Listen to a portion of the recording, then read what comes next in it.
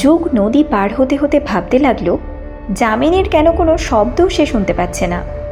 পাড়ের কাছে আসতেই এক নারী অবয়ব সে দেখতে পায়। সে ভাবল, তাহলে এই কি যামিনী? যুগ দূর থেকেই ডাকতে লাগলো। ওই নারী অবয়ব দ্রুত দৌড়তে লাগলো। যুগও তার পিছনে দৌড়তে লাগলো। কিছুক্ষণ পর তাকে ধরেও ফেলল। প্রথমে ওই মহিলা নিজের চেহারা না দেখাতে চাইলেও যুগ জোরপূর্বক ওই মহিলাকে নিজের দিকে ঘুরিয়ে নেয়। যাকে দেখে তো যুগ অবাক হয়ে গেল। আসলে ওই মহিলা আর কেউ নয়, আমোদিতাই ছিল।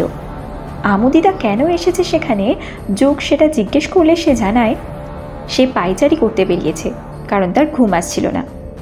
একই কথা যুগকে জিজ্ঞেস করলে যুগ যামিনীর কথা না বলে অন্য কোনো বাহানা দিয়ে এড়িয়ে যায়। আমোদিতা চলে গেলে যুগ যামিনীর খোঁজ করতে করতে যখন কাউকে পেল না, তখন সে বাড়ি ফিরে যায়। অপরদিকে দিলীপের চোট লাগার কথা বাড়ির সব লোক জেনে যায়, কিন্তু কাউকে বলেনি তার চোট লাগার কী কারণ। আমোদিতা যেহেতু নার্সিংয়ে পড়াশোনা করছে, তাই সে দিলীপের চোটের উপরে ট্রিটমেন্ট করতে লাগলো। হঠাৎ বন্দনা চলে আসে ঘরে। পাগলামি করতে করতে বন্দনা বলে, যক্ষিণী মুক্তি পেয়ে গেছে মুক্তি। দিলীপ ভয় পেলেও তা প্রকাশ করে না। বন্দনাকে ঘর বন্দি করে রাখার আদেশ দেয়। অপরদিকে গ্রেভিয়ার্ড কোঠিতে যুগ ঘুমের ঘোরে আমোদিতা আমোদিতা করতে থাকে। কচু ও কায়ার যুগের কথা শুনে বুঝতে পারছিল না যুগের সাথে হঠাৎ কি হলো। অভিমন্যু চলে আসে কিছুক্ষণ পর, কিন্তু সবাই চিন্তায় পড়ে গেল। কচু ভাবতে লাগলো যুগকেও কায়ারের মতো বশীকরণ করা হয়নি তো। যুগের ঘুম ভাঙলে সে নর্মাল হয়ে যায়। প্রত্যেকে যুগকে আমোদিতার নাম নেওয়ার কারণ জিজ্ঞেস করলে সে কিছুই বুঝতে পারে না। সে রাগান্বিত হয়ে যায় এবং বলতে থাকে আমোদিতার নাম কেন সে বলবে। অপরদিকে রতন পালি ঘরের দাওয়ায় শুয়েছিল, আর ধানিকা নামক এক বৌদি তাকে দিয়ে তার শরীরে মালিশ করাচ্ছিল। ধানিয়া কথায় কথায় দিলীপের কথা বলতে গিয়ে বলে সে কোনো কাজ করে না, তবু এত টাকার মালিক, আর রতন পালি তার মতো ধনী হতে পারল না। রতন পালি ধানিয়ার কথা শুনে ভীষণ রেগে যায় এবং মুখ ফসকে বলে ফেলে, ওর কিছু করার মুরত আছে নাকি? ওই সিন্ধুক আছে বলেই তো। হঠাৎ সে থেমে যায়। রতন পালি নেশাগ্রস্ত ছিল বলেই সে গোপন কথা বলে ফেলে। ধানিয়া সিন্ধুকের কথা জিজ্ঞেস করলে সে জানায় সে নাকি একবার সুরেশের হাভেলিতে গেছিল আর সিন্ধুকের থেকে কিছু খাজনা চুরি করে নেয়। ধানিয়া চুরি করে ওই খাজনা কোথায় রেখেছে জিজ্ঞেস করলে রতন পালি তা গোপনই রাখে। তবে ধানিয়া কামুক হাতের জাদুতে রতন পালিকে উত্তেজিত করে তুললে কথায় কথায় সে বলে ফেলতে যাবে, ঠিক সেই সময় সেখানে সুধা চলে আসে। সুধা রতন পালির বৌমা, তবে তাকে কোনোদিনও সে বৌমার মর্যাদা দেয়নি, কারণ যক্ষিণীর হাতে নিজের ছেলের মৃত্যুর জন্য সে সর্বদা সুধাকেই দোষী করে। সুধার ঘরে আসার কারণ জিজ্ঞেস করলে সে জানায় সে মন্দিরে যাবে, তাই রতন পালি ধানিয়াকে অর্ডার দিল সুধার সাথে যাওয়ার জন্য, যাতে তার বৌমা পরকীয়ানা করতে পারে। আসলে রতন পালি সুধাকে বিভিন্ন রকমভাবে অপমান করতে থাকে। সুধার জন্য ধানিয়ার আর জানা হলো না ওই খাজানা কোথায় রাখা আছে, তাই সে মনে মনে সুধাকে ভীষণ গালিগালাজ করতে থাকে। অপরদিকে গ্রেভিয়ার্ড কোঠিতে কায়ার, কচু ও অভিমন্যু রান্না করছিল। এদিকে যুগের কোনো খবর নেই বলে কায়ার যুগের ঘরে যুগকে ডাকতে গেলে তাকে আর দেখতে পায় না। এই কথা শুনে সবাই ভীষণ ভয় পেয়ে যায়, কারণ যুগ না বলে কোথাও যায় না। অভিমন্যু যুগকে ফোন করলে যুগ ফোন ধরে আমোদিতা আমোদিতা করতে থাকে। অভিমন্যু জিজ্ঞেস করে সে কোথায় যাচ্ছে। সে জানায় সে কৃষ্ণই নদী পার করছে আমোদিতার কাছে যাওয়ার জন্য। অভিমন্যু ফোন রাখার পর মনে মনে ভাবল যুগের উপর বোধহয় কেউ কালা জাদু করেছে। কায়ার বাড়ি থেকে চলে গেলে কচুও চলে যেতে লাগলো, কিন্তু অভিমন্যু তাকে হঠাৎই থামিয়ে দেয়। অভিমন্যুর নাকি কিছু কাজ আছে কচুর সঙ্গে। এদিকে যুগ কৃষ্ণই নদী পার করে রঙ্কাভুজা গ্রামে চলে যায়, আর আমোদিতা আমোদিতা করতে করতে যেতে থাকে। হঠাৎ তার কানে এক নারী কণ্ঠ ভেসে আসে,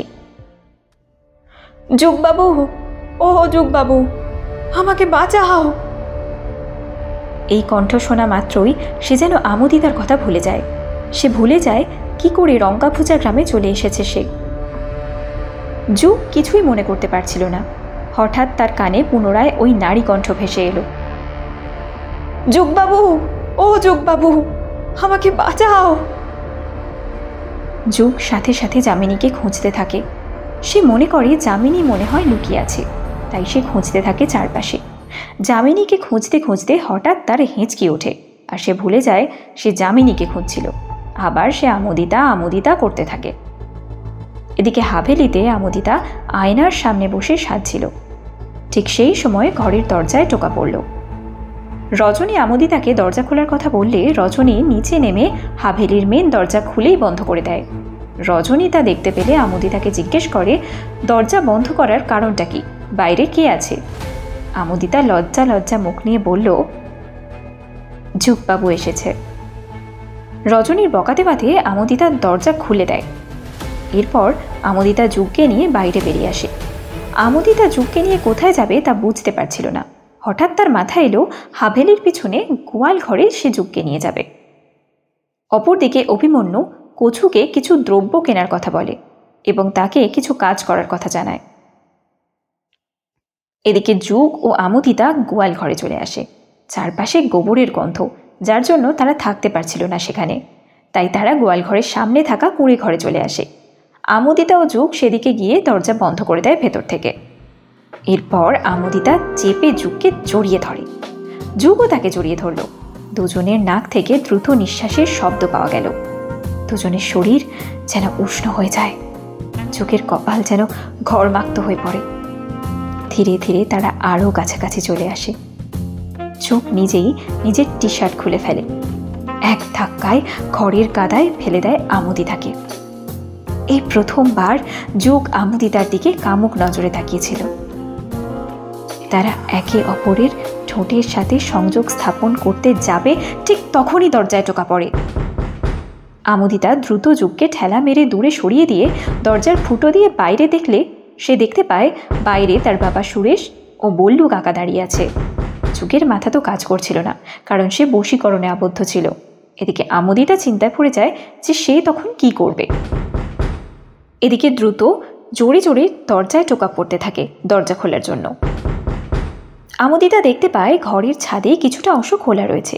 যুগ চাইলে সেখান থেকে বেরিয়ে পড়তে পারে, তাই সে যুগকে নানাভাবে কনভিন্স করে সেখান থেকে বের করে দেয়। আর সে নিজেকে ঠিকঠাক করে নিয়ে দরজা খুলতেই সুরেশ প্রশ্ন করে বসে, কিরে, এখানে কি করছিলি?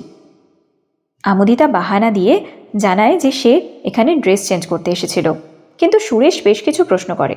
আমোদিতা ছোটোখাটো বাহানা দিয়ে বেরিয়ে যায়। সুরেশ ও পল্লু কাকা নিজেদের মতো করে সেখানে কাজ করতে থাকে। এদিকে যুগ বাংলা মোড়া ঘাটে আপন মনে বিড়বিড় করতে করতে যাচ্ছিল। কেন আমোদিতাকে বারণ করলো সে এইসব করতে? সে তার বাবাকে বলতেই পারত যে আমরা বিয়ে করব, ইত্যাদি ইত্যাদি। ঠিক সেই সময় যুগ একটা কালো পোশাক পরা বৃদ্ধকে সেখানে দেখতে পায়। তাকে খুব চেনা চেনা লাগছিল। যুগ কাছে যেতেই তাকে চিনতে পারে। এই বৃদ্ধ সেই বৃদ্ধ যার সাথে যুগের ট্রেনে প্রথমবার সাক্ষাৎ হয়েছিল। তাকে দেখার পরেই যুগের আমোদিতার কথা মাথার উপর দিয়ে চলে যায়। ওই বৃদ্ধের দরুন যেন যুগ বশীকরণ কাটিয়ে ফেলেছে। যুগ তাকে চিনতে পেরে বৃদ্ধকে প্রশ্ন করতে থাকে, সেদিন রাতে ওই বৃদ্ধ কোথায় গেছিল আর তার বাড়ি কোথায়? এতদিন সে এই গ্রামে রয়েছে, তাহলে কেন সে ওই বৃদ্ধকে আগে দেখতে পায়নি? একের পর এক প্রশ্ন করতে থাকে, কিন্তু সেই বৃদ্ধ চুপ করে থাকে। কিছুক্ষণ চুপ করে থাকার পর সে গম্ভীর কণ্ঠে বলে, সে কোথায়? যুগ ঠিক করে বুঝতে পারেনি। সে আবারও প্রশ্ন করলে বৃদ্ধ স্পষ্ট করে বলে, যামিনী কোথায়? যুগ মনে মনে নানা রকম প্রশ্ন করতে থাকে। বৃদ্ধ যামিনীকে চিনল কি করে? তার সাথে যামিনীর কী বা সম্পর্ক? প্রশ্ন করতে গেলে সে খেয়াল করল বৃদ্ধ ইশারা করে তাকে একটা কিছু দেখানোর চেষ্টা করছে। যুগ সেদিকে দেখলে সে কিছুই দেখতে পায় না। পুনরায় বৃদ্ধের দিকে তাকালে সে অবাক হয়ে যায়, সেখানে তো কেউ নেই। যুগ অনেক রকম চিন্তা ভাবনা করছিল সেই সময়। সে কিছু ভাবার আগেই পেছন থেকে কারো একটা স্পর্শ অনুভব করল। পিছন ফিরে দেখে কছু একটা কালো ব্যাগ নিয়ে দাঁড়িয়ে রয়েছে। কছু কিছু প্রশ্ন করতে গেলে যুগ যামিনী ও বৃদ্ধের কথা বলতে যায়। কছু যুগের কথায় গুরুত্ব না দিয়ে প্রশ্ন করে বসে, তুই আমোদিতার কাছে গেছিলি না? আমোদিতার নাম শোনা মাত্রই পুনরায় যুগ বশীকরণের ফাঁদে ডুবে যায়। পুনরায় সে আমোদিতা আমোদিতা করতে থাকে। এরপর কায়ার যুগকে নিয়ে গ্রেভিয়ার্ড কোঠিতে চলে যায়। এরই সাথে কচু জানায় অভিমন্যু কিছু একটা তৈরি করছে। কি তৈরি করছে সেটা সে জানে না। রাত 11টা বাজে। বাংলামোড়া ঘাটে কায়ার দুঃখের সহিত বসে আছে, হাতে মদের বোতল নিয়ে, কারণ তার সাথে বিন্দুর ঝগড়া হয়েছে। নেশাগ্রস্ত অবস্থায় সে একটা শব্দ শুনতে পায়। আমাকে বের করো এখান থেকে। নেশাগ্রস্ত অবস্থায় সে একটা শব্দ শুনতে পায়। আমাকে বের করো এখান থেকে। একটা করুণ আর্তনাদ শুনতে পায় সে বুঝতে পারল রঙ্কাভুজা গ্রাম থেকেই সেই শব্দটা আসছে। কিন্তু ওখানে কি আছে?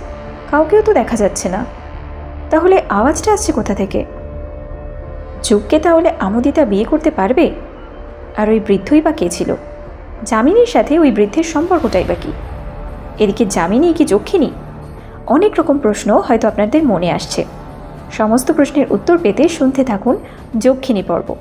যক্ষিণী পর্ব আপনাদের কেমন লাগছে কমেন্ট বক্সে অবশ্যই আমাদের লিখে জানান। আর ভিডিওটি ভালো লাগলে অবশ্যই লাইক, শেয়ার আর সাবস্ক্রাইব করে আমাদের পাশে থাকবেন। ধন্যবাদ।